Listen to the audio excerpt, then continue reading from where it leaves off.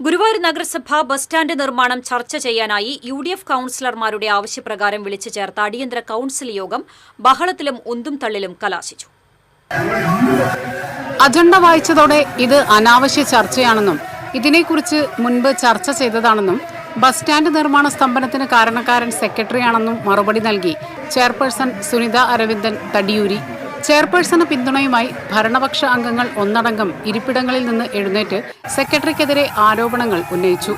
കുറ്റാരോപിതനായ സെക്രട്ടറിക്ക് മറുപടി പറയാൻ അവസരം നൽകണമെന്നായിരുന്നു UDF അംഗങ്ങളുടെ ആവശ്യം.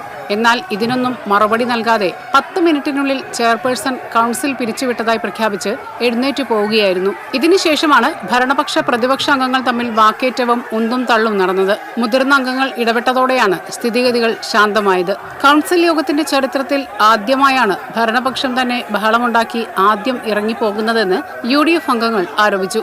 17 UDF കൌൺസിലർമാർക്കൊപ്പം ചേർന്ന് സെക്രട്ടറി 18ാമത്തെ UDF കൌൺസിലറായി മാറിയെന്നായിരുന്നു ഭരണപക്ഷത്തിന്റെ ആരോപണം.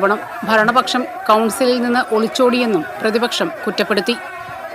TCV news, Guruvayur.